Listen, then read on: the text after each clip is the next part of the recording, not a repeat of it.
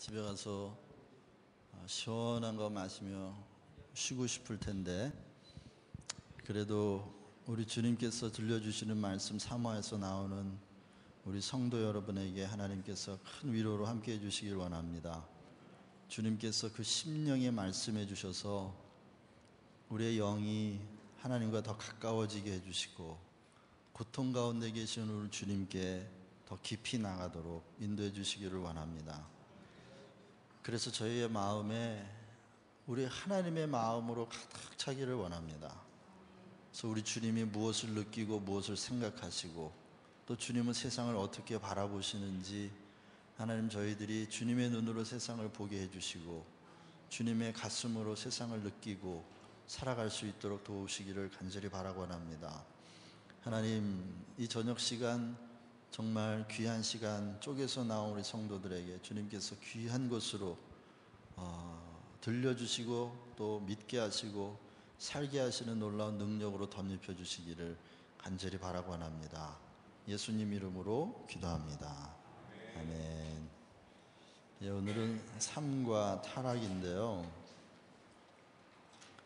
특히 오늘은 좀 특강이라고 해도 과언이 아니에요. 고통에 대해서만 이야기하려고 합니다. 왜냐하면 그 죄의 결과가 고통이거든요. 물론 죄의 삭은 사망입니다마는 사망으로 가는 길목에 있는 우리의 삶은 고통으로 점철되어 있습니다. 그래서 불교에서는 세상을 고해다, 고통의 바다다, 그렇게 얘기하잖아요. 이 땅에 어디도 고통이 없는 곳이 없다는 거죠. 사는 것 자체가 고통이다. 그리고 우리 기독교에서도 이 고통을 인정합니다.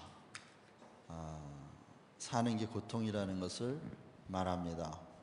인생이 70이면 강건하고 80일지라도 슬픔과 수고뿐이라고 말하는 게 성경입니다. 그래서 우리 성경에도 인생이 해 아래서 헛되고 고통스럽다고 하는 것을 말합니다. 그러나 많은 종교들이 이 고통을 다루고 있고 우리 기독교도 고통을 다룹니다. 어떻게 보면 종교학적으로 생각해 본다 그러면 이 고통이 없다면 세상 종교는 아마 하나도 생겨나지 않았을 겁니다.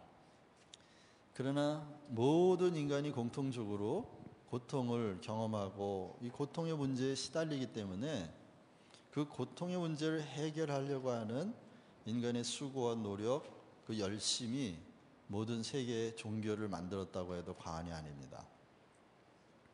잠깐 어느 청년하고 길에서 만나 서서 이야기하다가 그런 얘기를 했습니다마는, 세상이 점점 발전하고 있다. 10년 전, 20년 전에 비하여 오늘날은 뭐 눈에 띌 만큼 발전하고 있고, 이제는 아까 우리 이상옥 목사님이 얘기하신 것처럼 뭐 인터넷이 된다, 인터넷이 되는 세상, 이미 벌써 오래전 세상입니다.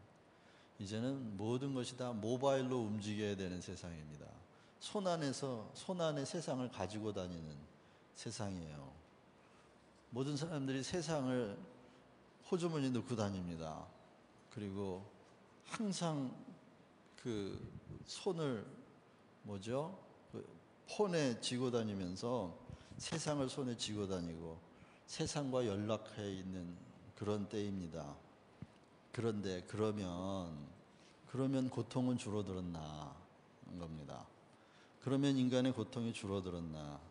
인간은 고통에서 벗어나기 위하여 그 욕심과 탐욕으로 세상을 이렇게 발전시키는데, 그러면 그 결과 고통은 줄었나 하는 겁니다. 결코 양적으로도 질적으로도 줄지도 않고 또 줄 생각도 안 하고 고통은 점점 더 오히려 증대하고 있다고 해도 과언이 아닙니다.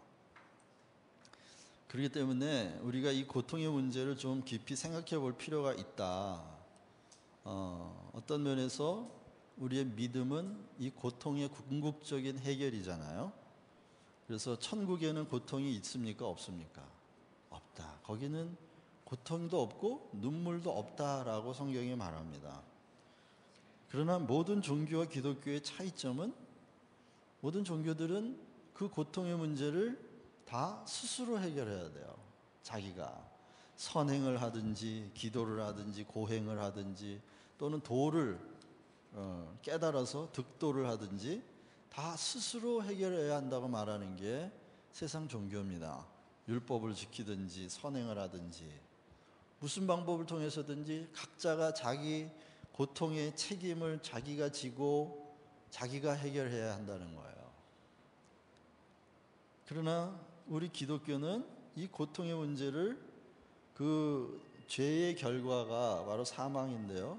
사망이라는 불치병의 통증이 바로 고통인데 이거를 동시에 생명과 치유에 인도하는 통로로 본다는 점이 차별이 다르다. 그리고 기독교에서 말하는 이 고통의 문제 해결은 인간이 스스로 할 수 없다. 스스로 할 수 없다는 거예요. 그래서 하나님이 이 고통의 문제를 해결해 주셔야만 한다고 접근하고 있어요. 정반대의 입장에 서 있는 거죠. 그래서 기독교가 다른 종교에 비하여 이 고통의 문제를 다루고 접근하고 있는 방식이 다르다는 겁니다. 그래서요, 거의 A1, 고통의 문제, 인간의 타락은 죄를 발생시키고 죄는 고통을 낳았다. 우리 예레미야 2장 13절 말씀, 19절, 우리 두 절을 같이 한번 읽겠습니다. 시작. 참으로 나의 백성이 두 가지 악을 저질렀다. 하나는 생수의 근원인 나를 버린 것이고 또 하나는 전혀 물이 고이지 않는 물이 새는 웅덩이를 파서 그것을 샘으로 삼은 것이다. 내가 저지른 악이 너를 벌하고 너 스스로 나에게서 돌아섰으니 그 배신이 너를 징계할 것이다. 그러므로 주 너의 하나님을 버린 것과 나를 경외하는 마음이 너에게 없다는 것이 얼마나 악하고 고통스러운가를 보고서 깨달아라. 나 만군의 주 하나님의 말이니라. 백성이 저지른 두 가지 죄가 하나는 생수의 근원인 하나님을 버린 것이에요. 두 번째는 고이지 않는 웅덩이를 파서 그것을 샘으로 삼은 건데 19절에는 똑같은 말을 다르게 표현해요. 하나는 하나님을 버린 것, 그리고 두 번째 나를 경외하는 마음이 너에게 없다는 것. 하나님을 경외하는 마음이 없기 때문에 그 물이 고이지 않는 웅덩이를 파가지고 자기 샘으로 삼고 하나님께 돌아오지 않는 거예요. 하나는 떠난 거고 떠난 게 죄고 두 번째는 돌아오지 않는 게 죄예요. 그 두 가지 악을 저질렀다는 거예요. 그런데 그 두 가지 악 자체가 고통이라는 거예요. 결국은 생수의 강인 하나님을 떠났기 때문에 목마르겠죠. 그 목마름이라고 하는 고통이 찾아왔다는 거예요. 근데 돌아오면 되는데 돌아오지 않아요. 돌아오지 않으니까 계속해서 그 목마름이라고 하는 고통 속에 있고 그 고통을 임시적으로 잠깐 그 속여볼 요량으로 터진 웅덩이를 파서 찔끔찔끔 마시면서도 안 돌아온다는 거예요. 안 돌아와요. 그러니까 그것 자체가 고통이다 이렇게 말합니다. 자, 그러면 우리가 이런 그 질문을 해볼 수가 있어요. 왜 사랑이 많으시고 진지하신 전지전능하신 하나님이 모든 사람들로 하여금 고통과 고난을 겪도록 허용하시는가? 그렇잖아요. 왜 하나님이 계신데 그분은 완전히 선하시고 완전히 전능하신 분인데 왜 인간의 고통을 그냥 버려두냐는 거예요. 하나님이 사랑하시는 분이고 하나님이 선한 분이시라면, 완전히 선한 분이시라면 왜 인간을 고통 속에 두시느냐 하는 겁니다. 여러 가지 이 문제를 설명하는 이론들이 있어요. 하나는 이신론인데요. 이신론이란 말은 데이즘인데 무슨 말이냐면 창조주와 피조물을 이렇게 얘기해요. 마치 그 창조주가 피조물을 자영체계, 그러니까 스스로 움직이는 체계로, 스스로 잘 돌아가는 체계로 만들어 놓고 그 만드신 피조물에서 손을 싹 뺐다는, 임재를 빼서 철수해 버렸다.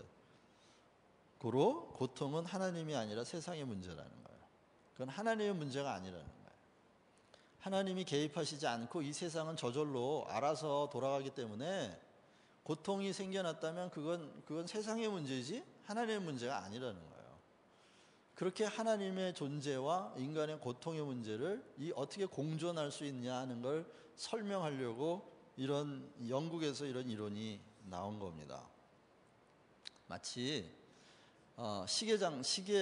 시계 수리공이 아주 정밀한 시계를 만들어 가지고 거기에 배터리를 집어넣고 또는 태엽을 만들어서 스스로 돌아가도록 내버려 뒀다는 거예요. 만들었다는 거예요.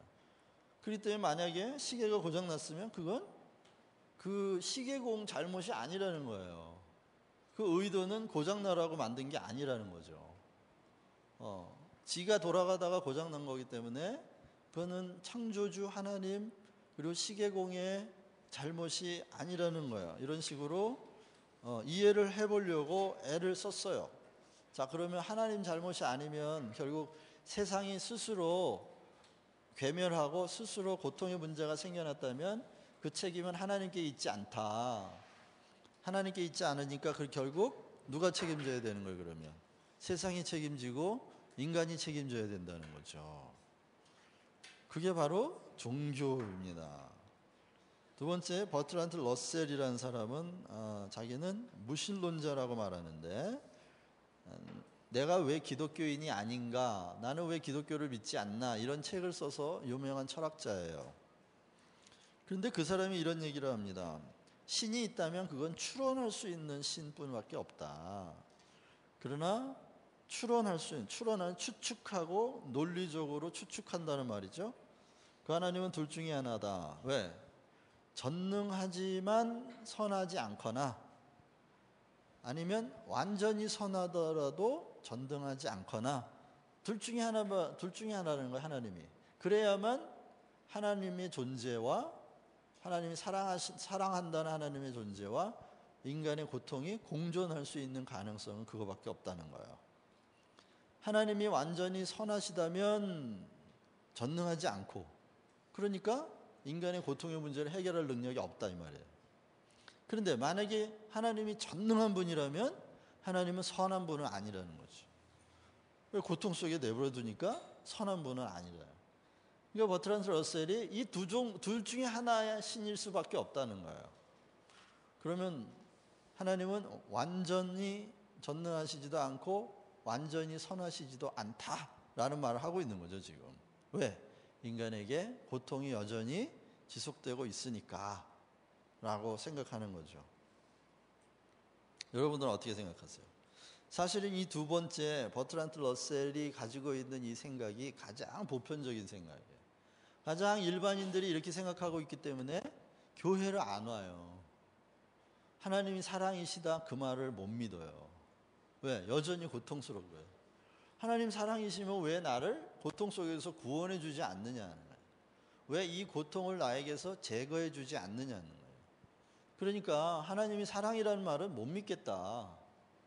그건 무슨 얘기죠? 사람들이 고통의 문제와 하나님의 사랑을 직접 연결시켜서 고통이 없게 하시면 날 사랑하는 거고 고통이 있게 하시면 내버려 두면 사랑하는 게 아니다라는 단순한 공식으로 하나님을 생각하고 있는 거죠. 그런데 그게 가장 많은 사람들이 생각하는 생각이고 어쩌면 교회 안에 들어와 있는 많은 사람들도 이 질문에서 벗어나지 못하는 분들도 많이 있을 겁니다. 너무나 고통스러우니까 생각해 보는 거죠. 그런데 C.S. 루이스라는 사람은 영국의 문학가이면서 신학자예요. 작가인데요. 이 사람이 고통의 문제라는 책을 썼어요. 이 고통의 문제. 이 사람이 어떻게 인간의 고통과 사랑하시는 하나님이 공존할 수 있냐 하는 문제에 접근하고 그 문제에 그 조화를 해보려고 이런 책을 썼어요. 상당히 좀 어려운 책이기도 하지만 우리에게 굉장히 중요한 그 인사이트를 주기 때문에 여러분들이 꼭 한번 읽어보셨으면 하는 책이에요. 고통의 문제라는 책이에요. 그래서 제가 이 뒷페이지를 보면 그 고통의 문제라는 책의 요약이라 그럴까요? 그런 걸 좀 적어놨는데요. 충분하지는 않지만 그래도 C.S. 루이스가 접근하는 이 고통의 문제는 어떤 것인가 한번 알아보는 게 우리에게 유익하겠다 싶습니다. 인간의 고통과 선하신 하나님은 공존할 수 있는가? 하나님의 전지전능하심에 대한 오해들이 있어서 그럴 수 없다라고 사람들이 생각해요. 그런데 하나님의 전능하심은 인간의 자유의지와 자연 법칙을 제거하고 착한 인간을 만드는 강제적인 전능함이 또는 기계적인 전능함이 아니라는 거예요. 하나님은 인격적이신 분이기 때문에 고통도 없고 자유의지도 없고 선택의 존엄성도 없는 그런 세상을 만드시려고 창조한 게 아니라는 거예요. 그렇겠죠? 인간에게서 자유의지를 뺏어가 버리면, 인간에게서 선택할 수 있는 의지를 뺏어가 버리면 고통이 없는 세상을 하나님이 만드실 수 있어요. 왜? 자유의지를 뺏어가 버리면 죄가 성립이 안 되잖아요. 그렇죠? 죄를 지을 수가 없잖아요. 우리가 죄를 지을 수가 없으니까 고통이라고 하는 죄의 결과가 찾아오지 않을 수 있잖아요. 그런데 하나님은 그렇게 자유의지도 없고 선택이라고 하는 존엄성도 없는 짐승 또는 기계로 가득 찬 세상을 만들려고 하시지 않았다는 거예요. 하나님은. 오히려 하나님은요, 고통이 발생할 수도 있지만 그 자유의지를 가진, 그리고 선택의 존엄성을 가진 인간을 만드시기를 원하셨어요. 그리고 하나님은 스스로 자기의 전능함을 억제하시는 하나님이에요. 그 힘과 능력을 다 사용하시지 않고 억제하세요. 왜요? 인간을 위한 자유, 그 자유로운 인간을 위한 공간을 만드시기 위해서 하나님의 전능하심은 억제하시는 전능함이다. 그렇게 이야기를 합니다. 스스로 자기의 능력을 억제하신다. 인간을 하나님의 형상으로 만드시고 그 인간을 아름답게 완성하기 위해 자유의지를 주셨어요. 그것 때문에 죄가 발생을 했지만 하나님은 죄가 발생했다고 해서 자유의지를 뺏지 않으시고 오히려 그 자유의지를 통해 하나님에게 돌아오도록 하는 방식을 택하셨다는 거예요. 그래서 하나님은 죄 지으면 당장 죽여버리는 그런 정능함이 있지만 그걸 억제하고 계시다는 거예요. 억제하고 있다. 그 힘을. 인간의 고통과 인간을 사랑하시는 하나님의 존재를 조화시키는 문제는 우리가 사랑이라는 말을 단순히 인간 중심적으로 생각할 때 해소될 수 없다. 자, 우리가 인간적인 중심의 사랑에 대한 이해가 뭐예요? 고통스럽게 하는 건 사랑이 아니야. 아프게 하는 건 사랑이 아니야. 그죠? 그렇죠? 그렇기 때문에 고통 없게 해주는 거, 그게 뭐예요? 잘 살게 해주는 거고, 그게 사랑하는 거라는 단순하게 고통이 없는 것이, 고통을 제거해 주는 것이 사랑이라고 하는 단순한 공식으로 접근을 해가지고는 인간의 고통과 사랑하는 하나님의 공존, 그것을 이해할 길이 없다는, 해소가 안 된다는 거예요. 방정식이 안 풀어진다는 거예요. 이분은 방정식이라는 얘기를 했는데, 인간의 자유의지와 선택의 존엄성, 그리고 전지전능하고 사랑하시는 하나님의 공존이라고 하는 방정식을 푸는 게 바로 이 고통의 문제라는 거예요. 그래서 고통의 문제, 그러니까 고통이라고 하는 방정식을 이야기하는 건데요. 그렇게 말한다고 해도 과언이 아닙니다. 사랑이라고 하는 것은 무조건적이고 무원칙적인 친절이 아니다는 거예요. 무조건 친절하게 해주고 무조건 원칙도 없이 무조건 잘해주는 것, 무조건 친절하게 해주는 게 사랑이 아니다. 우리가 흔히 그 자유와 방종에 대해서 많이 구분하는 이야기를 하잖아요.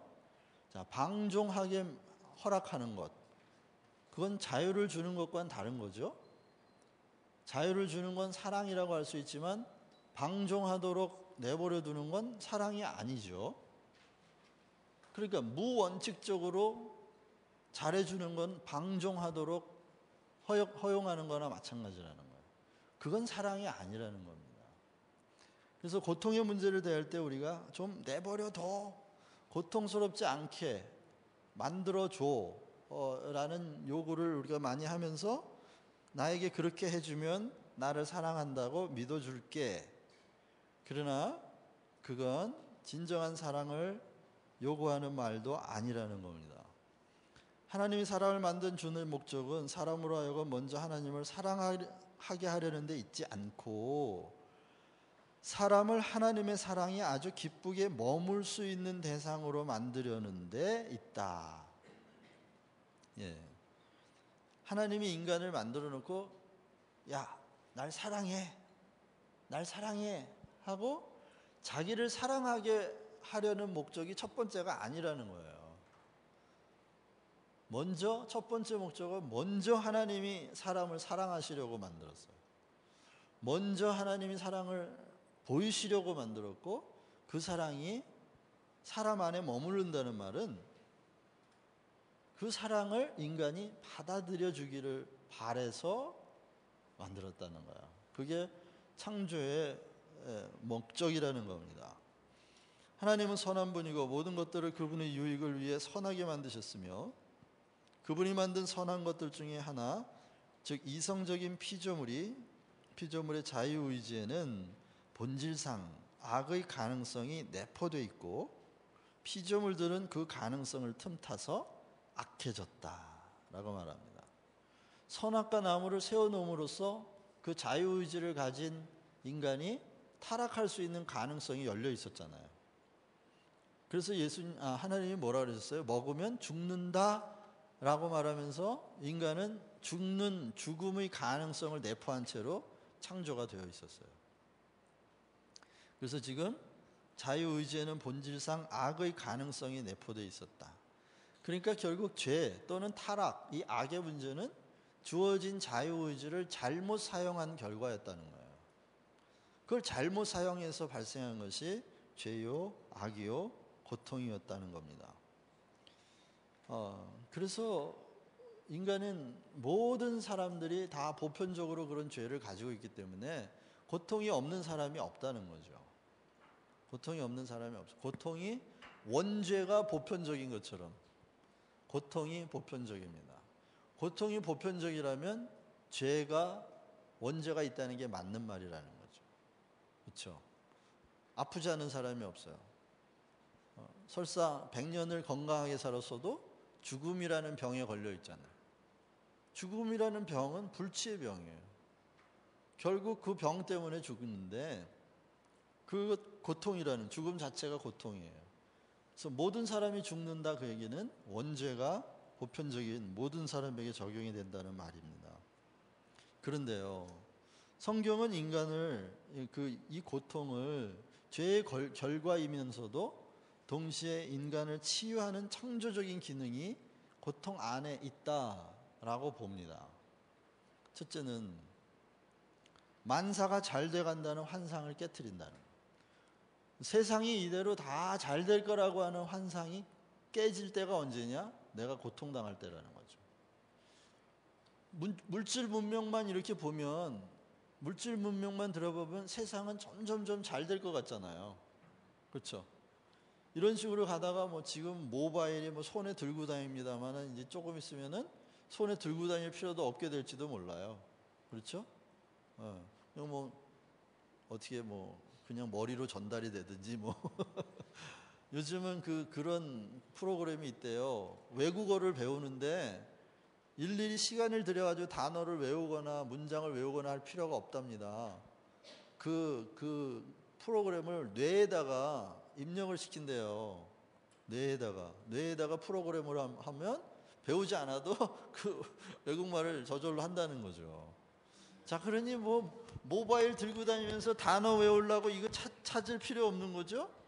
예, 귀찮아요. 여기다가 비리릭 그게 매트릭스라는 영화를 보면 그런 게 나오잖아요. 매트릭스라는 영화를 보면 헬기를 조종하고 도망을 가야 되는데 나 헬기를 조종 모르는데 그러니까 잠깐 기다려. 그러더니 컴퓨터에서 탁 이렇게 업로드를 하니까 헬기 조종하는 기술, 그게 입력이 돼요, 머릿속에. 그래가지고 비행기를 타고 날아가죠. 그런 상상력이 지금 현실화되고 있어요. 현실화되고 이제는 뇌와 컴퓨터의 입력 장치가 이렇게 연결되어 있어가지고 내가 생각만 하면 컴퓨터가 내가 생각하는 대로 움직여줘요. 이게 손에 들고 이게 일일이 두를 필요가 없어요. 그냥 생각만 하면 돼요. 그런 IA, 그러니까 인공지능이 발달을 해가지고 내 뇌의 움직임, 뇌파의 움직임을 잡아서 그걸 신호로 삼아가지고 컴퓨터 안에다 넣는.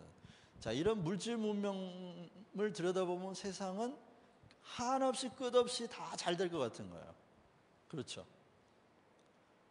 근데 그러다가 우리가 고통의 문제에 부닥쳤을 때, 해 아래 새 것이 없도다 라고 외치면서 이 세상이 이렇게 다 잘 나갈 것만은 아니라고 하는 그 환상이 깨지는 거죠. 왜 주님이 가난한 자는 복이 있나니 그랬을까요? 가난이라고 하는 것은 이 인생의 환상을 깨트리는 중요한 사건이에요. 중요한 경험이에요. 왜 애통하는 자가 복이 있다고 그랬을까요? 이 고통, 애통이 바로 세상에 대한 환상을 깨는 중요한 경험이라는 거예요. 그렇기 때문에 이 세상을 믿지 않고 이 세상이 우리에게 고통의 문제를 해결해 주지 않는다는 것을 보는 중요한 그 동기가 바로 고통이다. 두 번째, 인간의 능력에 대한 환상을 깨트린다. 이 고통의 문제. 여러분, 고통 속에 휘말려 있을 때 평소의 능력보다 10분의 1도 일을 못할 때가 많죠. 모든 것이 다 인간의 지혜와 능력으로 다 해결될 것 같은데 고통의 문제를 해결하지 못하는 것을 들여다보면서 인간의 능력에 한계가 있다는 걸 분명히 들어요. 그러면 세상에 대한 환상이 깨지고 인간, 자기 자신과 보편적인 인간에 대한 기대감, 환상이 깨지면 그럼 누굴 생각하게 돼 있죠? 하나님을 생각할 수밖에 없는 거예요. 세상이 아니라 하늘나라, 인간이 아니라 하나님을 생각할 수밖에 없다는 거예요. 그렇기 때문에 그 고통이 가지고 있는 창조적인 기능이 바로 그런 부분이다. 환상을 깨트리는 거다. 환상을. 자, 환상이 깨지면 그 다음에 보이는 게 뭘까요? 환상이 깨지면 그 다음에 진정한 소망이 보이는 겁니다. 그리고 환상과 소망을 이게 혼동하는 경우가 있어요. 혼동하는. 환상은 현실화될 가능성이 없는 거예요. 그게 환상이에요. 소망은 분명히 현실화될 수 있는 것들을 바라는 것이 소망이다. 그래서 우리가 소망하는 건 소망의 근거가 뭐죠? 하나님의 약속입니다. 그게 인간의 약속이 아니에요. 기계의 약속이 아니고 문명의 약속이 아니라 창조주 하나님의 약속이기 때문에 그것은 환상이 아니라 소망이라는 거예요. 소망. 분명히 언젠가 현실화되는 소망이다. 그런데 이 환상이 깨지지 않는 사람은 소망을 가질 길이 없어요. 근데 그 환상을 누가 깨주냐? 고통이 깨준다는 거예요. 고통이.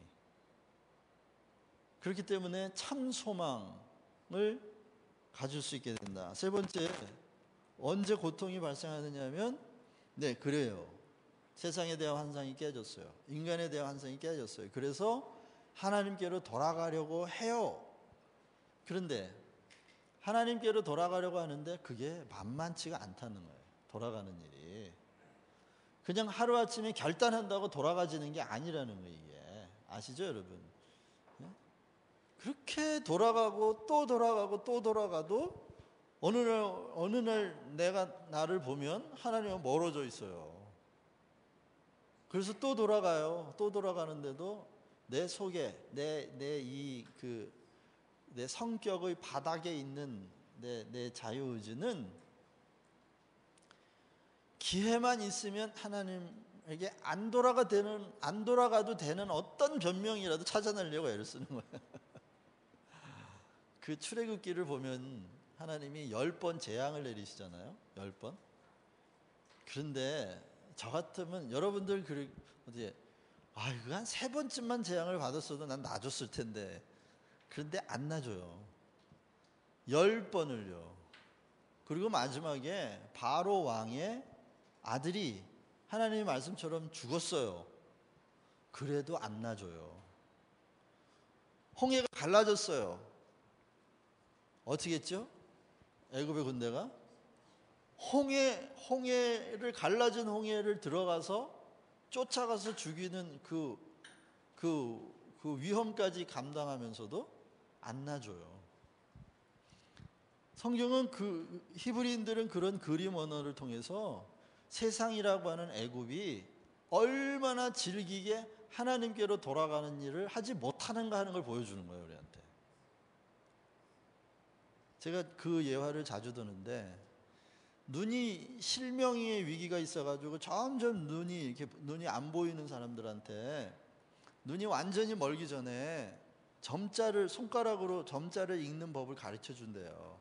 그러니까 보면서 배우면은 쉽겠다 생각해서요. 그런데요, 참 희한하게 눈이 완전히 멀기 전에는 절대로 손으로 읽는 점자를 못 배운다는 거예요. 왜? 그게 그냥 눈 뜨고 보면 희미하게 2개, 3개를 보이고 안개 속에 있는 것처럼 보여도 끝까지 눈 뜨고 보려고 그러지 손으로 읽으려고 안 한다는 거예요. 전혀 완전히 안 보이는 절망이 와야 그때서야 손의 감각으로 문자를 읽는 이걸 배울 수 있는 게 인간이라는 거예요. 인간의 자유의지가 귀하긴 한데 그 자유의지가 어디까지 타락해 있느냐 하는 것을 보여주는 거죠. 그 출애굽기를 보면 참 재밌어요. 몇 번째 재앙인지 기억이 안 납니다만은 재앙을 내렸는데 바로 왕이 부탁했어요. 그래서 다시 모세가 기도를 했더니 그게 재앙이 싹 걷어갔어요. 그랬더니 숨을 쉴만 하더라 그랬어요. 그래서 바로 왕이 숨 쉴만 하니까 다시 마음이 완고해져 가지고 안 보내겠다고 또 그러는 거예요. 그걸 반복을 몇 번을 해? 10번을 반복을 해요. 10번을. 아들이 죽었는데도 포기 안 해요. 우리가 어렵고 힘든 일 있으면 하나님 살려주세요, 살려주세요 하고 기도하고 하나님이 거기서 숨 쉴 만하게 해주면은 아휴 살았다. 그리고 또 죄질러 가는 거야. 말하자면. 그게 인간이라는 거예요. 어휴 살았다 하고 기운내서 힘차게 죄질러 가다 하는 거죠.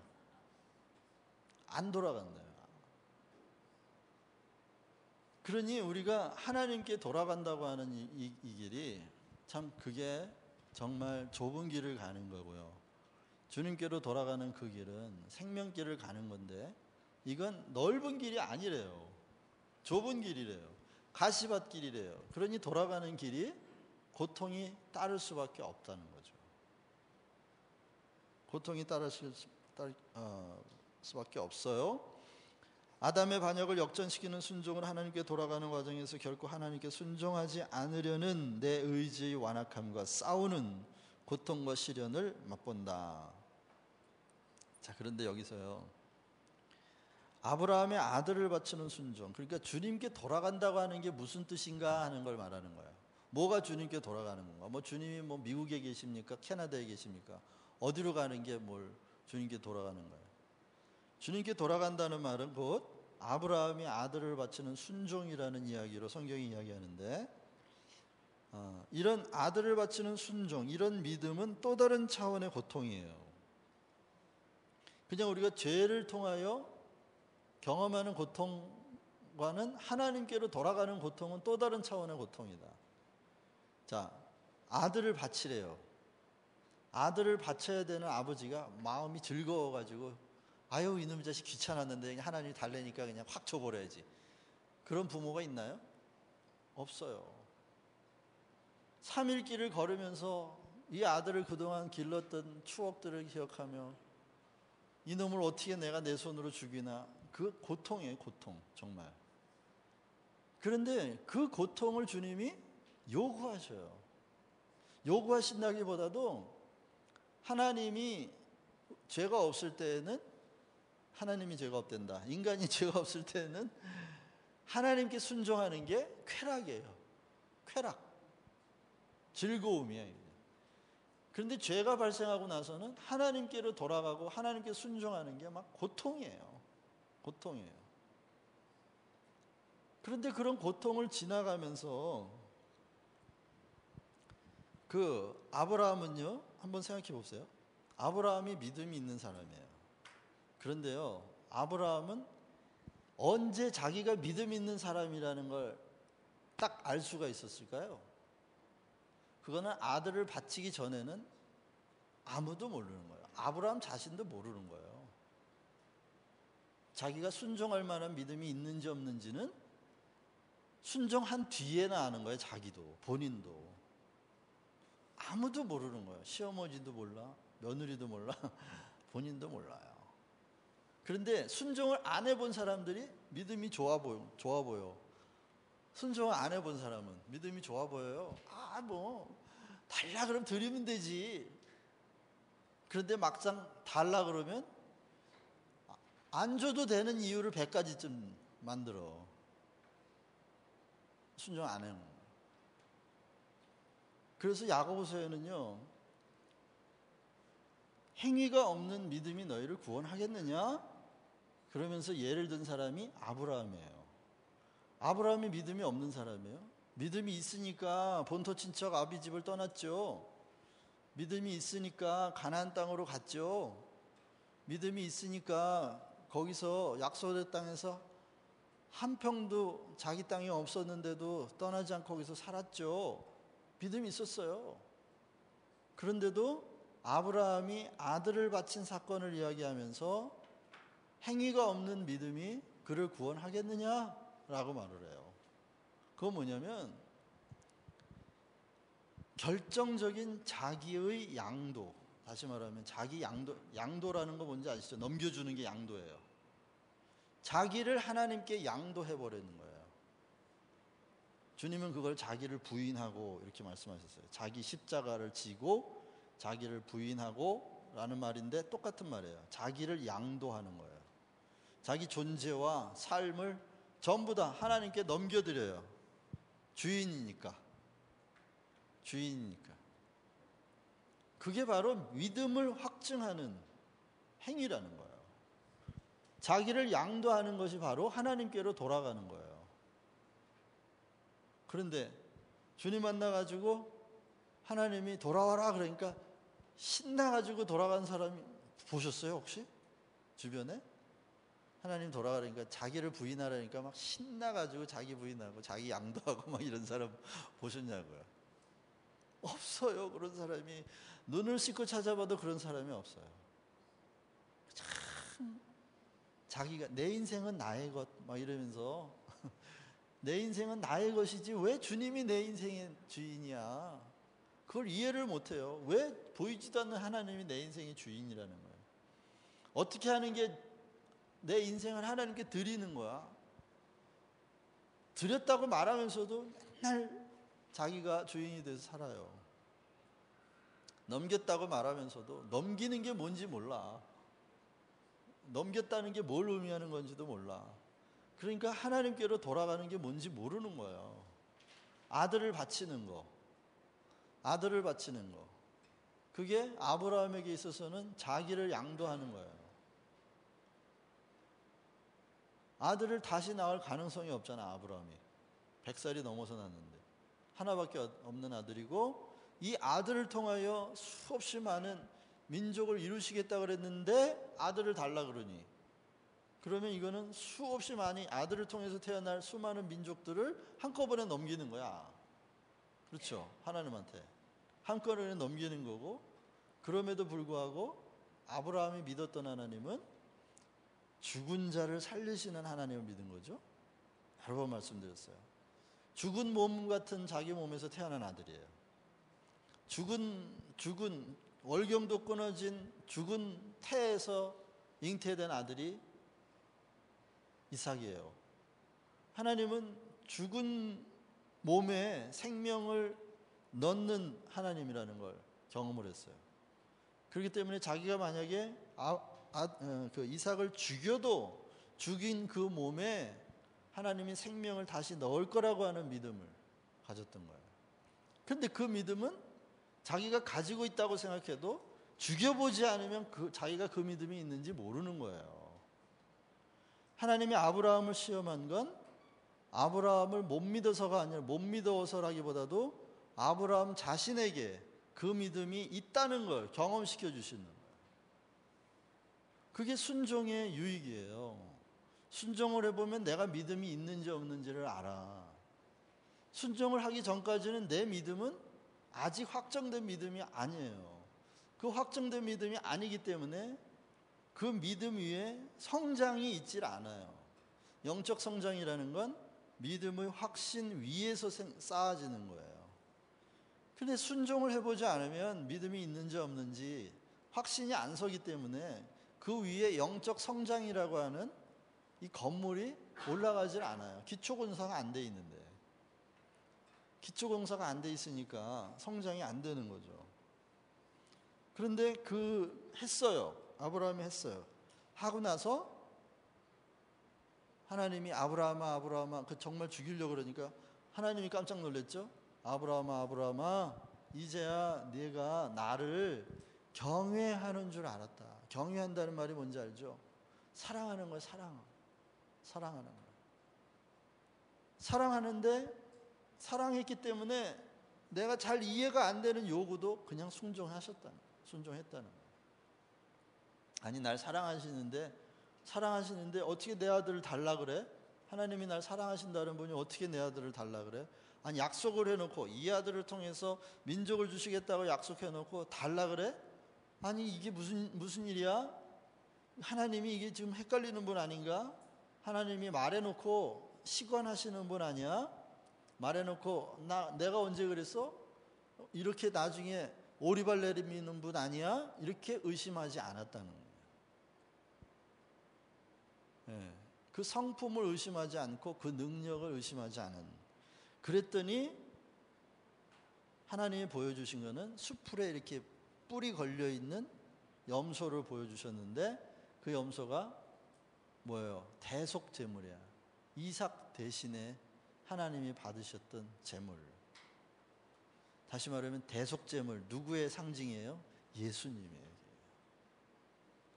믿음을 확증해보지 않으면 대속제물인 예수를 만날 수가 없다는 거예요. 자기를 완전히 하나님 앞에 양도하지 않으면 주님이 십자가에서 내 대신 십자가에서 돌아가셨다고 하는 그 믿음을 확증할 길이 없다는 거예요. 그런데 자기를 양도해버리고 나니까 그 십자가가 나를 위한 것이 확 믿어진다는 거지. 확 믿어지는 걸 확신이라 그래. 확실하게 믿어진다는 거죠. 자기를 넘기고 봐요. 내 존재 삶을 다 하나님께 넘겨버려. 나한테 남은 게 하나도 없는데. 그때서야 그 십자가가 정말 나를 위한 것이었다는 게 믿어지면서 내가 가진 믿음이 하나님께서 주신 믿음이지 내가 만든 믿음이 아니라는 거예요. 그때서 알게 된다는 거예요. 자기가 만든 믿음이라면 분리하면 없는 걸로 치겠죠? 아니 안 믿은 걸로 하죠. 그건 자기가 만든 거예요. 그러나 하나님이 주신 믿음은 그 순간까지 자기를 양도하는 데까지 작용하는 믿음이다. 그리고 또 그 밑에는요, 고통의 구속적인 효과 기능이 있다는데 이건 뭐냐면 고난이 가져다주는 구속적 효과는 반항 의지를 감소시킨다. 하나님께 저항할 힘이 고통을 통해서 줄어든다는 거예요. 줄어들어요. 점점 줄어들어. 힘 빼는 거죠. 힘이 빠지는 거죠. 그리고 고난과 시련은 세상에 대한 환상을 제거하고 우리 마음을 세상에 안주하지 않고 하나님의 나라를 향하도록 해주는 게 그 고통을 하나님이 우리를 구원하시기 위해서 사용하시는 이유다. 그리고 지옥의 필연성, 지옥이 꼭 있다 이거죠. 왜? 인간이 자유의지로 끝까지 회개하지 않을 가능성이 있기 때문에 지옥은 반드시 있어야 된다. 이런 얘기. 그리고 그 밑에 나는 고통이 고통스럽지 않다고 주장하는 것이 아니다. 고통은 고통스럽다. 나는 오직 고난을 통해 온전케 된다는 캐캐 묵어 보이는 기독교의 가르침을 믿을 수 없는 것이 아니라는 사실을 보여주고 싶을 뿐이다. 이게 이제 C.S. 루이스의 마지막 말이에요. 그러나 요즘 심리학들을 보면 프로이드니 칼 융이니 이런 심리학자들에 의하면 인간의 고통을 섬세하게 다루면서 그 인간의 고통의 원인이 죄라고 하는 사실을 아주 희석시키는 그런 현상들이 있어요. 그래서 심리학은 깊이 들어가면 들어갈수록 인간의 고통의 문제를 죄로 보지 않고 점점 더 그 상황 또는 어떤 것의 결핍으로 계속 인간을 이해하려고 하죠. 그렇기 때문에 심리학을 우리가 잘 사용을 하되 조심해야 하는 겁니다. 심리학에서 고통을 해결하는 방식은 언제나 자기 긍정이에요. 자기 긍정. 그리고 상황에 대한 긍정이에요. 받아들이라는 거예요. 받아들여요. 있는 그대로 받아들여라. 힘든 건 힘든 대로, 좋은 건 좋은 대로, 좋으면 좋다, 싫으면 싫다. 다 받아들여라. 그게 사는 길이라는 거예요. 그러나 성경은 다 받아들이라 그렇게 말 안 해요. 그러면 다 부인하라? 그것도 아니에요. 부정을 통한 긍정이에요. 성경은 부정을 통한 긍정. 다시 말하면 내 안에 고통이 있어요. 그런데 그 고통의 원인이 죄예요. 그리고 주님이 내 죄를 대신하여 십자가에 죽으시고 나의 주인 되심을 주장하고 계세요. 그래서 내가 나를 완전히 하나님께 이양하는 거예요. 양도하는 거예요. 그게 자기 부인이죠. 그 부정이에요. 자기 부정. 그 부정을 통해 예수 안에 부활한 나를 긍정하는 거예요. 그래서 십자가를 통과한 긍정이고 자기 부정을 통한 긍정이에요. 그런데 심리학은 자기 부인이라고 하는 자기 부정이라고 하는 과정을 싹 빼버려요. 그걸 싹 빼버리고 바로 자기 긍정으로 가요. 그래서 심리학에 정통한 메신저들은 십자가 설교를 안 해요. 고난에 대하여 이야기하지 않아요. 예수님의 십자가에 대해서 얘기하지 않아요. 성도들이 십자가를 통과하여 삶의 긍정, 자기 긍정으로 가야 되는 건데 그걸 말 안 해요. 그렇기 때문에 심리학이 교회 안에 깊이 들어와 있는 교회일수록 긍정적이에요. 잘 될 겁니다. 다 잘 될 겁니다. 환상을 심어주는 거죠. 잘 될 겁니다. 집사님도 다 하나님의 형상이십니다.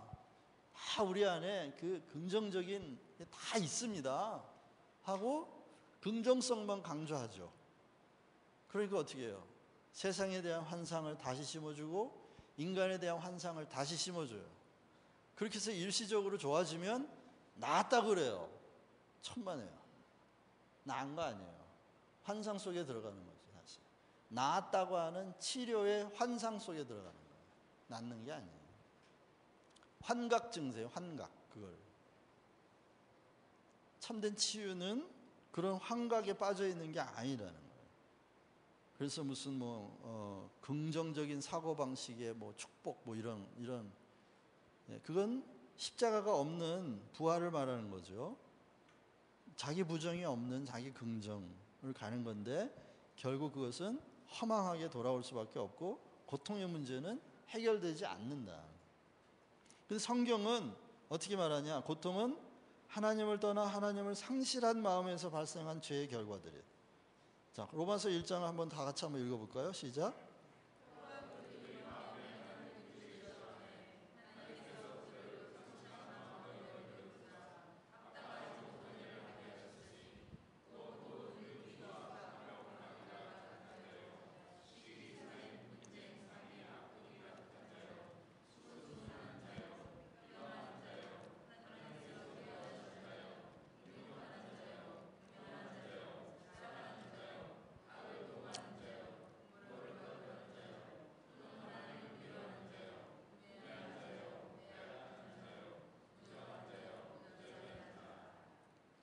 예.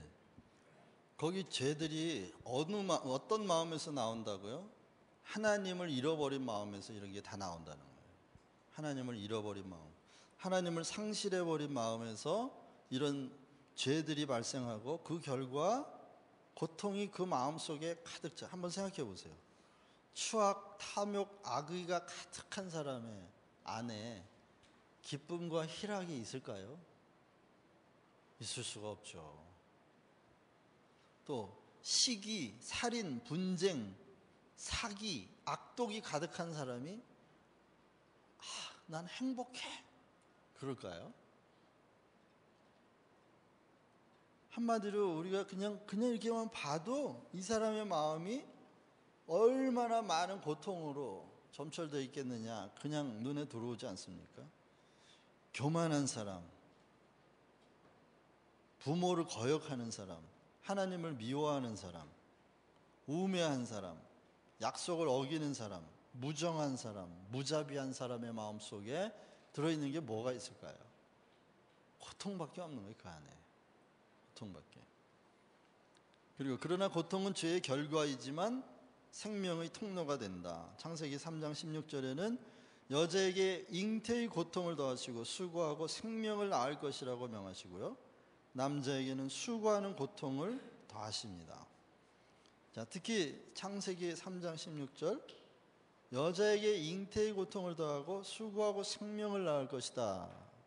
처음에 하나님이 창세기 2장 8절에는 1장 28절에는 뭐라고 그랬었냐면 사람을 하나님의 형상으로 만들어 놓고 생육하고 번성하여 땅에 충만하라 정복하라 그러셨어요. 그렇죠. 그때는 고통을 통해 아이를 낳아라 그런 말 안 하셨어요. 생육하고 번성하라. 그런데 죄가 발생하고 나서 생명을 낳는 건 이미 1장 28절에서 선포하시고 약속하신 거예요. 그렇죠? 분명히 생육하고 번성하여 땅에 충만하고 정복은 할 텐데, 그런데 그 일이 무엇을 통해서 앞으로 된다고요? 고통을 통해서 될 거라는 거예요. 고통을 통해서. 하나님의 계획, 하나님의 선포는 사라지지 않아요. 그대로 될 거예요. 될 건데, 그런데 이게 고통을 통해서 된다. 그러니 고통을 통하지 않고 나오는 생명은 없어요. 고통을 통하지 않고 나오는 생명은 없다. 그러니 고통은 어떤 면에서 생명의 통로로 하나님이 사용하시겠다는 거예요. 이게 생명의 통로로 사용하시겠다. 그래서 여자의 고통, 그 여자의 고통이 생명을 낳는 수고를 의미하고 해산의 수고를 의미하잖아요. 바울이 여러 군데서 그런 얘기를 하죠. 특히 갈라디아서 4장 같은 데 보면 내가 너희를 위하여 그리스도의 형상이 너희 안에 이루어지기까지 해산의 수고를 마다하지 않는다. 다시 해산의 수고를 한다. 해산의 수고는 고통이잖아요. 그건 바울이 얼마나 고통스러운가 하는 거를 지금 말하고 있는 거예요. 굉장히 고통스럽다는 거죠. 그런데도 그것이 생명은 고통을 통해서만 나온다. 그 하나님이 정하셨기 때문에 그 수고를 자기가 감당한다는 거예요. 결국 인간은 고통을 통해 생존하고 생명을 낳게 됩니다. 이것이 육체적인 부분만이 아니에요. 방금 갈라디아서 4장 19절 이야기했고요. 심지어 주님조차도 고난을 통하여 순정함을 배워 온전하게 되었다라고 말합니다. 주님은 죄가 없으신 분이잖아요. 그런데 히브리서 5장 8절에는 주님이 고난을 통해서 순종을 배웠대요. 그러면 죄 없는 주님이 당했던 고난은 뭘까요? 그 밑에 이제 뒤에 제가 써놨어요. 뒤에 가서 보시면 나오고, 고통은요, 가난, 원통, 억울함, 굶주림, 쉼이 없음 이런 데서 나오는 고통은 그렇게 세상에 대한 환상을 깨뜨려 정의와 사랑이 불가능한 세상의 본질을 직시하게 하고, 인간의 능력에 대한 환상을 깨뜨려 인간의 완악한 본질을 직시하게 한다. 그러므로 창조주 하나님의 주권을 인정하고 자신을 하나님께 양도하는 앞잡이가 되어준다. 이런 의미에서 고통은 해산의 수고가 될 수 있다. 그러므로 고통은 고통으로 끝나서는 안 된다. 고통이 고통으로 끝나는 것이 사망이다. 여러분, 비록 인간이 죄를 지어서 고통을 당하지만요, 예수 그리스도를 믿는 사람에게는 심지어 그게 죄를 통한 고통이라 할지라도 이것이 생명을 낳는 해산의 수고의 의미가 될 수 있어요. 그게 하나님의 은혜의 능력이에요. 하나님의 은혜는 죄의 결과인 이 고통을 통해서도 생명을 낳는 능력이 되도록 하신다는 거예요. 고통은 소망의 문이다. 성경은요, 아골골짜기가 소망의 문이 된다고 말합니다. 아골골짜기가 어딘지 아시죠? 여호수아 7장에 보면요, 아간이 죄를 지었어요. 왜냐하면 하나님이 가나안 땅에 들어가면요, 가나안 사람들 다 죽이고, 그리고 그 탈취한 재물들은 다 바쳐진 거니까 그 하나님의 곳간, 여호와의 곳간에 다 드리고 너희들은 손대지 말라 그랬어요. 손대는 자는 다 같이 바쳐질 것이다. 바쳐진다는 말은요, 무슨 말이냐면 이 가나안에 있는 이방인들의 문화, 그거는 다 이방 문화고 하나님을 반대하는 문화이기 때문에 그건 다 하나님에서 바쳐진다는 말은 이건 하나님이 심판해서 다 깨끗하게 멸망시켜서 이 땅을 정결하게 해가지고 그리고 약속의 땅으로 준다는 거예요. 그러니 바쳐진다는 말은 바쳐진 것이라는 건 이미 저주받은 거다 이런 말이에요. 그런데 아간이 그걸 훔쳤어요. 은 한 덩어리하고 옷을 훔쳐가지고 자기 장막에 감췄어요. 그랬더니 여호수아가 싸움에서 졌어요. 그래서 하나님하고 기도했더니 하나님 왜 이렇게 졌어요 우리가? 그랬더니 너희 중에 그 바친 물건에 손댄 자가 있다. 그래요? 누구예요? 제비 뽑기를 해봐라. 그래서 제비를 뽑고 뽑았더니 아간이 뽑혔어요.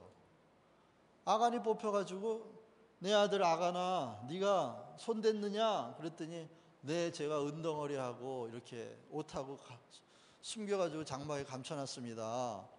그랬더니 하나님이 그 훔친 물건들과 식구들을 다 데려다가 돌로 쳐 죽이고 돌무덤을 만들으라고 그랬어요. 그리고 그 돌무덤의 이름을 아골골짜기다 이렇게 부르죠. 아골골짜기.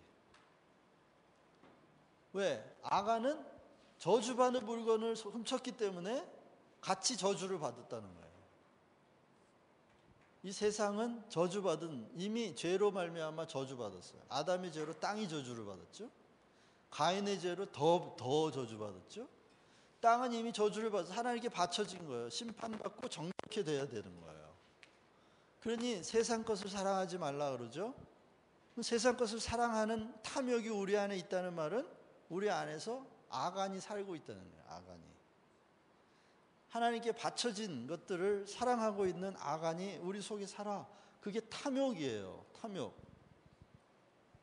그런데요, 그 아골골짜기는 무슨 말이냐? 인간의 그 탐욕과 세상을 사랑하는 마음의 무덤이에요. 그게 무덤. 사실 아담의 죄, 아담의 원죄도 똑같은 의미예요.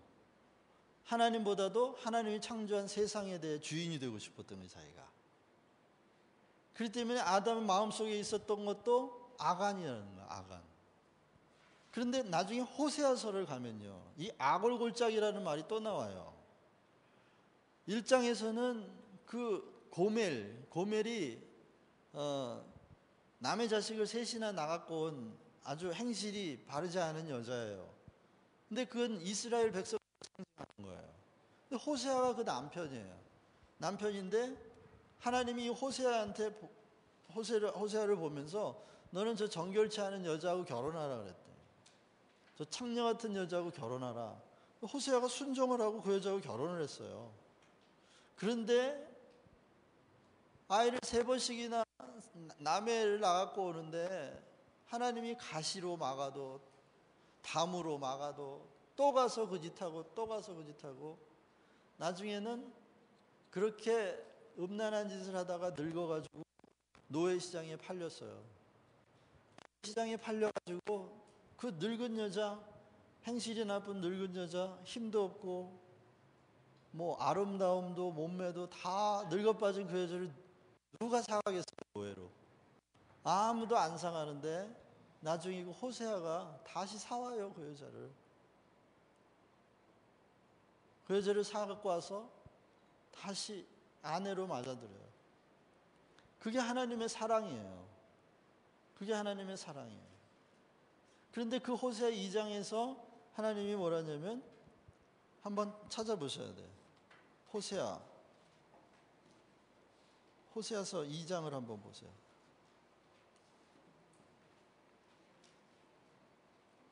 참 기가 막힌 말씀을 하세요.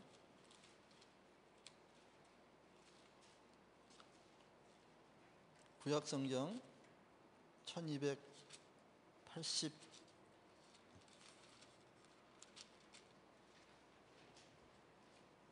15절부터 제가 읽을게요. 2장 15절 14절 그러므로 이제 내가 그를 꿰어서 빈들로 데리고 가겠다. 거기서 내가 그를 다정한 말로 달래주겠다. 그런 다음에 내가 거기서 포도원을 그에게 되돌려주고 아골 평원이 아골 평원이라고 되는데 이게 아골 골짜기예요. 아골 골짜기가 희망의 문이 되게 하면 그는 젊을 때처럼 이집트 땅에서 올라올 때처럼 거기서 나를 기쁘게 대할 것이다. 그날에 너는 나를 나의 남편이라고 부르고 다시는 나의 주인이라고 부르지 않을 것이다. 바알이라고 부르지 않을 것이다. 그러니까 이스라엘 백성들이 바알을 그렇게 섬겼거든요. 재물신이에요. 그래서 바알을 하나님이라고 섬겼다고요. 그런데 그날에는 나를 너의 남편이라고 부르고 다시는 나의 바알이라고 부르지 않을 것이다. 나 주의 말이다. 그 다음에요 19절에 보면 그때 내가 너를 영원히 아내로 맞아들이고, 여기는 아내로 맞아들이고 이렇게 돼 있는데 원문에는요 내가 너에게 장가가겠다 이렇게 돼 있어요. 내가 너에게 장가를 가서 너에게 정의와 공평으로 대하고 너에게 변함없는 사랑과 긍휼을 보여주고 너를 아내로 삼겠다. 내가 너에게 성실한 마음으로 너에게 장가가겠다. 그러면 너는 나 주를 바로 알 것이다. 그렇게 음란한 노예시장에 팔린 여자를 사다가 다시 장가들겠대요. 하나님이 다시.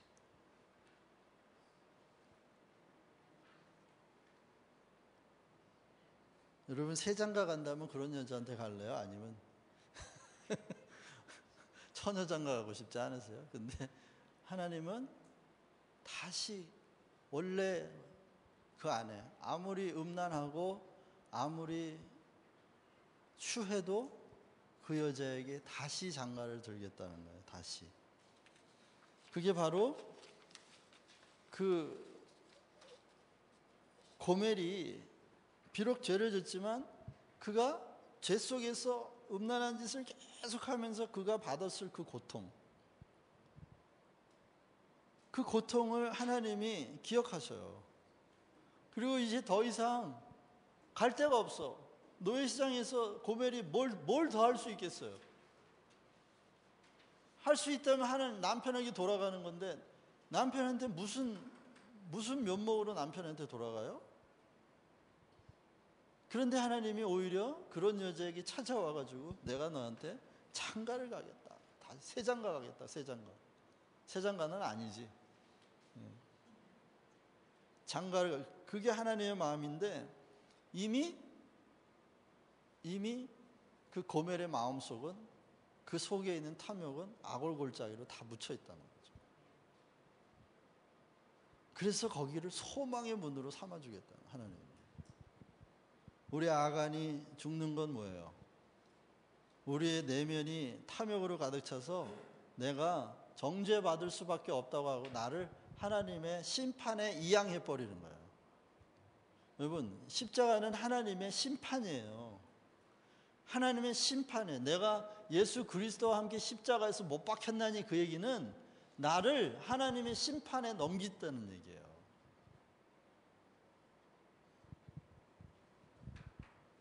이게 그냥 십자가에 우리가 못 박혔다는 얘기를 우리가 착각할 때가 많아요. 내가 예수님을 너무 사랑하니까 예수님과 같이 죽어주는 거야 이렇게 생각하는 사람들이 있어요. 그게 아닙니다. 내가 예수 그리스도와 함께 십자가에 못 박혔다는 말은 하나님이 예수님을 심판을 했다니까 내 죄 때문에. 다시 말하면 내가 나를 하나님의 심판에 넘긴다는 말이에요. 그게 십자가를 진다는 뜻이고, 그게 예수 그리스도와 함께. 언제 그렇게 되는 거예요? 내 속에 있는 아간이 죽으려면 그것밖에 방법이 없는 거예요. 그런데 내 속에 있는 아간이 죽어야 악을 골짜기가 소망의 문이 될 텐데, 그걸 죽이는 길은 나를 십자가에 넘기는 것밖에 없다는 거죠. 그 악을 골짜기가 예수님이 돌아가셨을 때는 거기를 뭐라 그랬죠? 골고다 언덕이라 그랬는데, 자, 그 골고다가 무슨 뜻이에요? 해골이라는 뜻이에요. 해골. 그럼 해골이라고 하는 언덕 위에 십자가가 이렇게 세워져 있는 걸 한번 생각해 보세요. 해골바가지 정수리에 십자가가 이렇게 서 있다고요. 하나님의 심판이 그 위에 쏟아지고 사망의 정수리에 십자가가 꽂혀 있어요. 그리고는 사망한 죽은 자 가운데서 예수님이 살아나셔. 예수님은 죽음으로 사망을 이기신 거예요.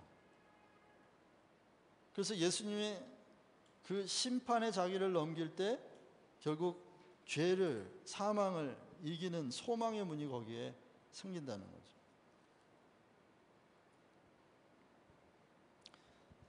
자, 호세아서에서 나오는 하나님의 사랑은 뭐냐요? 다시 사랑하겠다는 거예요, 하나님은.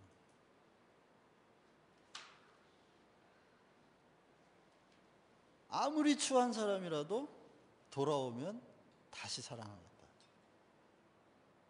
다시 믿겠다. 다시 용서하겠다. 오늘 새벽에도 잠깐 그런 말씀 드렸습니다마는, 다시 사랑하겠다는 건 이거 쉬운 일은 아니에요. 내 마음을 갈기갈기 찢어놨는데 돌아와가지고 나 받아줘. 그건 쉬운 일이 아니에요. 그걸 다시 사랑하겠다고 마음먹는 사람의 고통은요, 정말 찢어지는 거예요. 이게 생각해 보세요. 마누라가 그 짓을 하고 왔는데, 여보 나 갈 데가 없어, 다시 받아줘. 그걸 다시 받는 사랑이, 이거는 보통 용기가 없이는 그 사랑을 못 받는 거예요. 근데 그 진정한 용기가 참 사랑이라고 하나님이 말씀하십니다. 그게 하나님이 우리에게 보여주시는 사랑이 바로 그런 고매를 다시 사랑하기로 하시는 사랑이에요.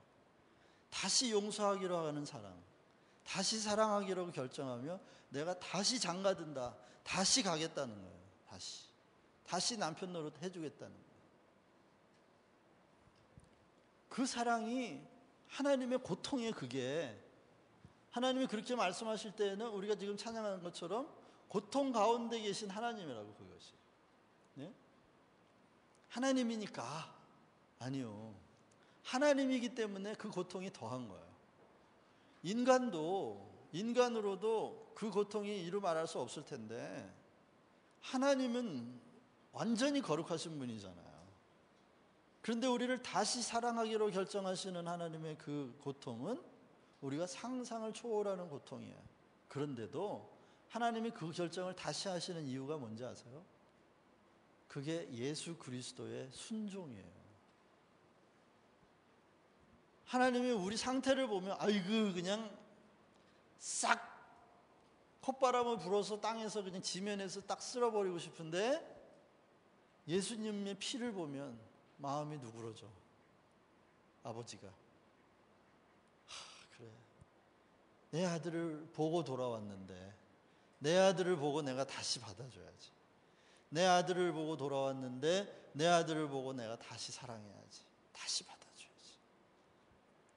여러분, 우리가 우리를 아프게 하고 우리를 고통스럽게 한 사람을 다시 사랑하겠다고 하는 건 인간의 힘으로 못합니다. 어떻게 아픈데 또 아프게 할지도 모르잖아요. 아직도 내가 상처가 안 나가지고 얼굴만 보면 그냥 가슴이 쿵쾅쿵쾅 그러는데, 그 사람은 어떻게 또 받아요? 또 나를 짓밟고 또 아프게 하고 가면 어떡해? 그런데 하나님이 호세아를 통해서 보여주는 사랑은 그게 죽음과 같은 고통인데도 또 받으시겠다는 거예요. 또 받으시겠다는 거예요. 또 용서하고 또 사랑하겠다는 거예요. 오늘 아침엔 제가 번지점프 얘기를 했는데요. 다시 사랑하겠다고 결정하는 건 정말 번지점프를 뛰어내리는 거하고 똑같아요. 왜? 내가요? 벼랑 끝에 섰다는 뜻이 무슨 뜻일까요? 내가 벼랑 끝에 서 있는 것 같아요. 한 발자국 앞으로 나가면 떨어지는 거야. 벼랑 끝에 서 있다는 얘기는 내가 나도 모르는 사이에 많이 올라왔다는 얘기예요. 어느 길이론가 돌고 돌아가지고. 평지에는 벼랑이 없잖아요. 산에 가야 벼랑이 있지. 나도 모르는 새에 높이 올라가서 어느 자리에 서 있었다는 뜻이에요. 그렇기 때문에 평지로 다시 내려와야 돼. 내가요, 내 고통과 내 아픔이 아무리 커도 하나님이 날 다시 받아주시는 그 고통에 비하면 아무것도 아닐 겁니다. 왜? 우리가 죄진 게 있으니까 할 말이 없잖아요. 하지만 하나님은 죄가 없으시거든요. 다시 사랑하기로 하는 건 정말 번지점프를 뛰어내리는 듯한 용기가 없이는 다시 할 수 있는 일이 아니에요.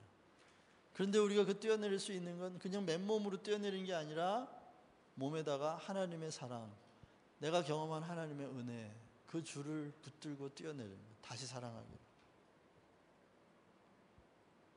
그래서 그 사랑이 내가 다시 사랑하기로 결정을 해도 나를 죽지 않는구나, 나를 죽게 하지 않고 나를 살리시는구나 하는 경험하는 그 은혜를 통해서 또 사랑하고 또 믿어주고 또 신뢰해주고 하는 겁니다. 그게 호세아의 사랑이에요. 호세아의 사랑. 결론은요, 예수님이 고난을 통하여 순종함을 배웠다 그랬을 때 예수님이 당했던 고난은 뭘까요? 그건 죄로 인한 고통이 아니죠? 그건 뭐냐?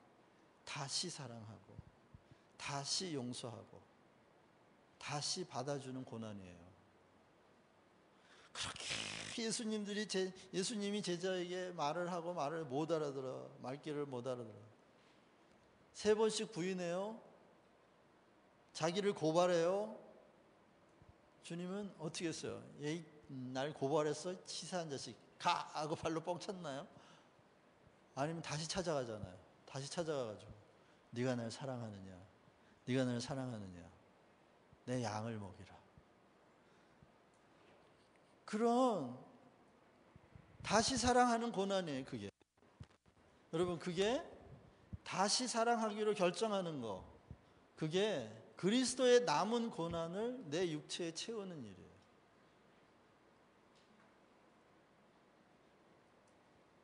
지금 그리스도의 고난이 어디 남아있겠어요? 여전히 죄인들을 기다리시는 고난이고, 여전히 죄인들을 다시 사랑하기로 결정하고 다시 받아주고 다시 용서하시겠다고 하는 게 그리스도의 남은 고난이 아니겠어요? 바울이 내가 해산의 수고를 다한다고 말하고 그리스도의 남은 고난을 내 육체에 채운다고 말할 때 바울은 그 하나님의 심정을 가지고 자기 삶을 드렸다는 거예요. 또 용서하고 또 다시 용서하고 또 신뢰하고 물론 또 상처받을 각오를 하는 거죠. 그래서 어떤 분이 그런 얘기 했더라고요. 사랑한다는 건 상처받기로 각오하는 겁니다. 그런 얘기하더라고요. 상처받기로 각오하는 거예요. 상처 때문에 고통받기로 각오하는 거예요. 그게 사랑이래요. 그런 다시 사랑하겠다고 하는 이것이 그리스도의 남은 고난이고, 그 남은 고난을 내 몸에 채우겠다고 하는 것이 그리스도의 남은 고난을 통해 내가 하나님께로 돌아가는 길이다. 우리가 걸어가야 할 길이라는 겁니다. 저와 여러분들이 비록 고통스러운 일들이 많으실 거예요. 하지만 그 고통이 그냥 아픈 걸로 끝나서는 손해만 보는 거잖아요. 그 고통이 기왕이면 생명을 낳는 통로가 되도록, 그 고통의 헤알리다지가 주님 손에 붙들리도록 저와 여러분들이 정말 힘쓰는 그런 분들이 되면 좋겠다 하는 마음이 듭니다. 한 가지 더 말씀드리면, 인간은요, 이 세 가지 기본적인 것이 만족이 안 되면 인간으로서의 삶을 제대로 살지를 못하는데, 그게 뭐냐면 소속감, 만족감, 그리고 안전감이에요. 안전. 세구란사. 그다음에 만족감을 뭐라 그럴까? 만족. 세티스파송. 세티파송. 사초파송. 그다음에 안전하고, 그다음에 뭐라 그러지? 소속감을 뭐라 그러나? 영어로는 belongings라 그러는데 뭐라 하여튼 그런 거예요. 내가 어디에 소속돼 있다는 거죠. 소속돼 있다. 자, 이 세 가지가 만족되지 않으면, 항상 이 세 가지 중에 하나가 부족하면 그걸 찾아서 헤매는 게 인간이에요. 그래서 인간이 되려고 애를 쓰는 거죠. 이걸 찾아서.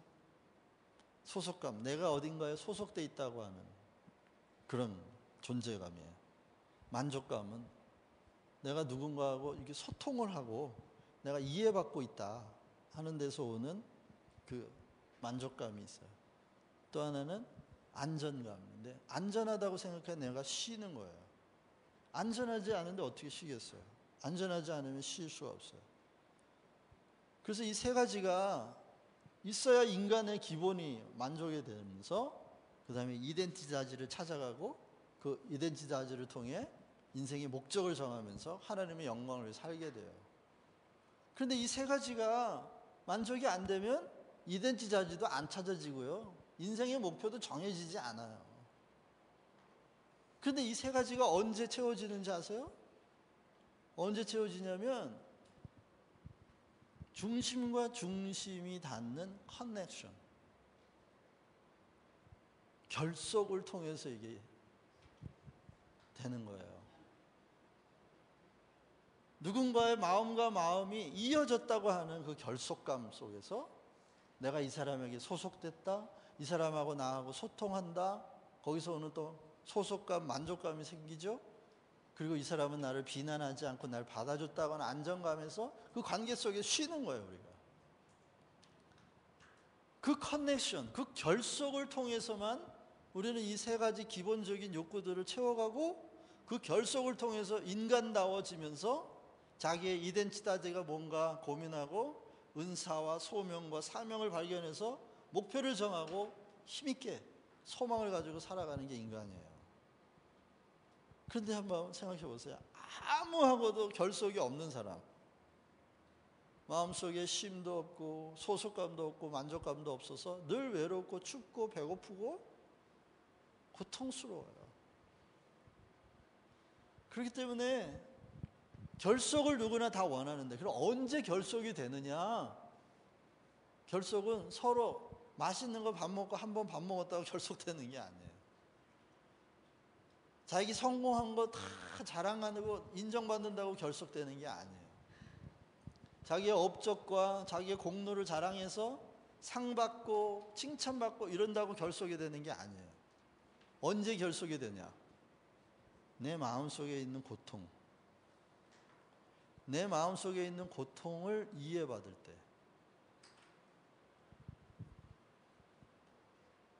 왜냐하면 인간의 중심, 인간은요 고통을 어디다가 감춰두냐면 자기 존재의 중심에다 감춰둬요.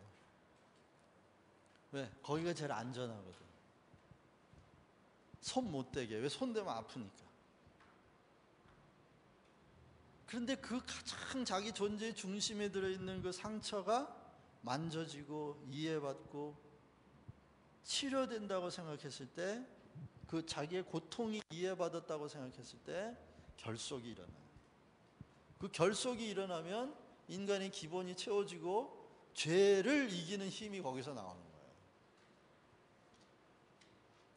그런데 야단치고 율법으로 야단치고 정죄하고 판단하고 그러면 그 고통 속에 고통과 고통이 만나 결속되는 게 아니라 더 고립되죠. 더 고립되기 때문에 절대로 죄를 이기는 힘이 안 나와요. 거기서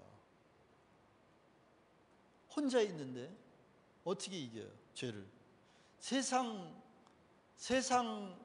신이에요.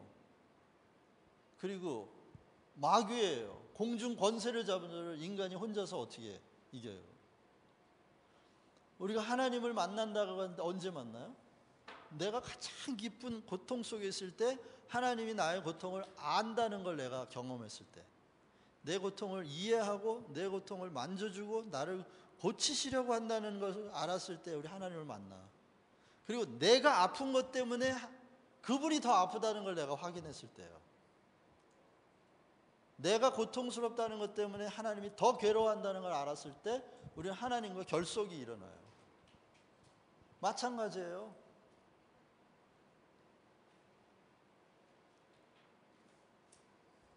우리 가정 얘기를 해서 죄송합니다만,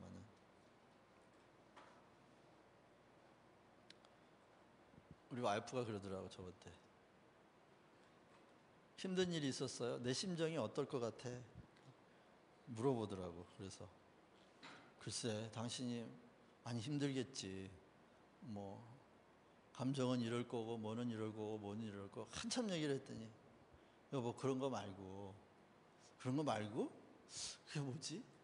그게 뭐지? 나는 무슨 수수께끼를 푸는 사람처럼 막 땀을 삐질삐질 흘리는데 와이프가 이런 얘기를 하더라.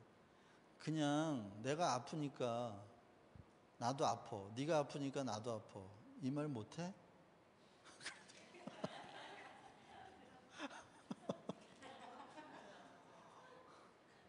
제가 뒤통수를 한 방 팍 맞았어요.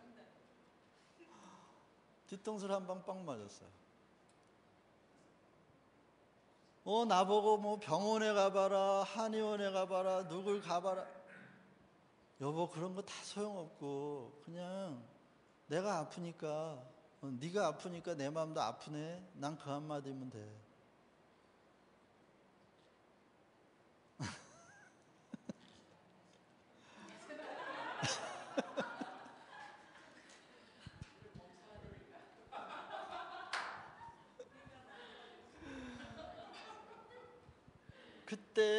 그럴 때 이 내면의 중심의 커넥션이 생기는 거예요. 그래서 그 커넥션이 생기기만 하면 고통은 사라지지 않고 여전히 있는데도 그 고통을 지고 갈 힘이 생기는 거예요. 그 고통을 이겨낼 힘이 생겨요. 내가 패치 아담스라는 영화에서 나오는 얘기 한마디만 하고 끝낼게요. 패치 아담스라는 영화를 꼭 한번 보세요. 그 영화를 보면 아주 중요한 걸 깨닫게 되는데, 하나님이 우리를 어떻게 대하시는지 그걸 깨닫게 될 거예요. 그 패치 아담스라는 영화 속에 나오는 의사 이름이 패치 아담스인데, 이 사람은 다른 의사들하고 다른 관점을 가지고 있어요. 일반 의사들은 환자에게 있어서 병을 환자에게서 도려내면 된다는 생각을 해요. 병의 원인이 뭐냐, 병을 어떻게 낫게 하느냐에 대해서만 온 힘을 쓰고 있는데, 이 패치 아담스는 병을 고치려고 하지 않고 병든 환자를 고치려고 해요. 환자의 마음을. 어차피 다 죽을 건데 의사들은 거짓말한다는 거야. 이렇게 하면 안 죽을 것처럼 환자에게 요번에 이런 치료를 받으시면 절대로 죽지 않을 것입니다 하고 환상을 심어주는 거예요. 진짜 소망을 주지 않고 환상을 심어준다는 거예요. 근데 패치 아담스는, 이 사람은 나는 인간은 다 죽는 거 아니냐, 다 죽는데 죽을 고통 앞에 있는 사람한테 죽지 않을 거라고 그런 환상을 심어주는 것보다 차라리 당당하고 행복하게 죽을 수 있게 해주는 게 좋지 않겠느냐는 거예요. 왜 두려움에 떨면서 죽어가게 만드냐는 거죠. 당당히 죽음을 맞이하고 행복하게 죽을 수 있게 인간을 치료하면 되지 않느냐는 거예요. 인간을. 여러분, 우리 안에 죄성이 득실득실해요. 죄라고 하는 질병은 이건 고쳐지는 게 아니에요. 그래서 하나님은 지금 우리에게 하시는 방법도 이 패치 아담스가 대하는 관점하고 똑같아요. 하나님은 나를 치료하시려고 해요. 내 질병, 내 문제, 내 고통이 아니라 나를 치료하면, 내 존재를 치료하면 내가 그것을 이기고 힘이 있다고 하나님 보시는 거예요. 우리가 신앙생활 하는 것도요, 내 잘못, 내 약점, 내 아픔, 요걸 해결하려고 하는데 우리 자꾸 주님의 눈과 안 맞는 거예요. 이게 결속이 안 일어나는 거예요. 아니요, 주님은 내가 가지고 있는 약점, 내가 가지고 있는 뭐를 고치려고 하는데 힘쓰시는 게 아니라 나를, 내 마음, 내 존재를 건강하게 하시려는데 힘쓰고 계시다. 사도 바울이 질병에 걸려가지고 하나님한테 3번 기도했어요. 고쳐주세요, 고쳐주세요 그랬더니 내 은혜가 내게 족하다. 병은 안 고쳐주시고 은혜가 족하다 그러시면서 내 능력이 너의 연약함 가운데서 완전해진다. 여러분, 병은 안 고쳐주셨어요. 그런데 대신에 그 인간을 고치시면서, 그 인간을 고치는 은혜를 말씀하시면서 너의 연약함 속에 내 능력이 완전해짐이라 라고 말씀하셨어요. 오히려 그 연약함을 가지고 있는 것, 오히려 고통을 우리가 가지고 있는 것이 하나님의 은혜가 우리 안에 완성되는데 필요하다는 거예요. 그러니 여러분, 우리가 신앙의 초점을 내 고통을 제거하는 데 맞추지 말고 하나님의 은혜가 내 연약함 위에서 온전해지는 것을 위해 신앙의 초점을 맞추실 수 있기를 바랍니다. 그럴 때 우리는 주님과 동행하는 기쁨뿐만 아니라 분명히 내가 가지고 있는 문제가 있는데도 불구하고 그 문제의 영향을 받지 않는 신기한 삶의 긍정을, 신앙의 신비를 저 여러분들이 체험하게 되실 줄 믿습니다. 기도하겠습니다. 하나님, 저희들이 아픕니다. 그런데 우리가 아파서 주님은 더 아프십니다. 그 마음이 우리에게 참 결속을 이루었고 주님과 우리가 이어질 때 우리가 많은 부분에서 승리할 수 있었습니다. 하나님, 저희들 신앙의 목표가 나의 고통의 문제를 해결하는 데에서 주님과의 깊은 결속으로 우리의 방향이 바뀌어지기를 원합니다. 하나님, 인도하셔서 나의 연약함 때문에 아파하고 슬퍼하기보다는 오히려 내 연약함 때문에 하나님의 능력이 내 안에서 온전해질 것에 대한 정당하고도 확실한 소망을 더 품기를 간절히 바라고 원합니다.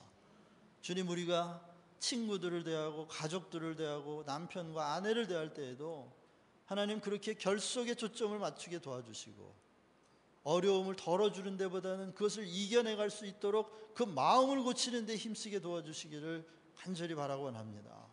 주님께서 지금 그렇게 하고 계시니 저희도 그렇게 하길 원합니다. 예수님 이름으로 기도합니다. 아멘.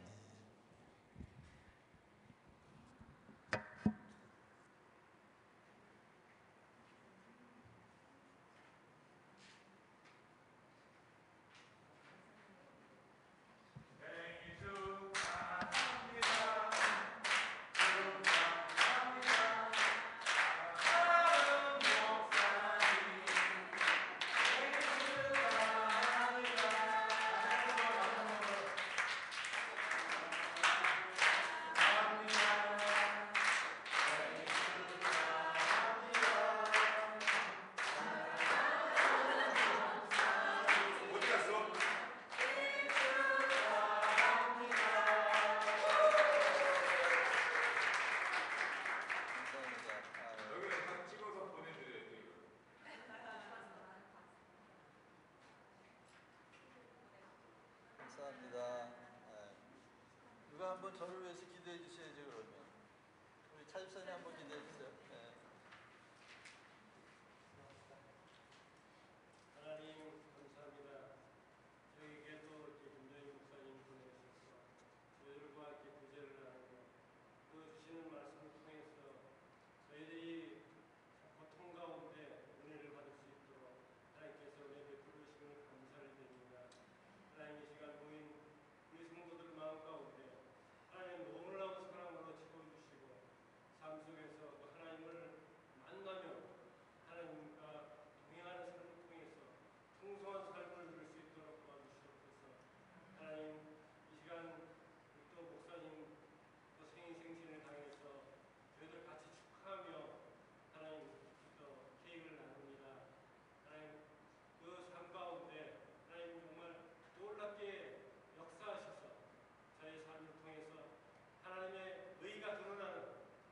세상에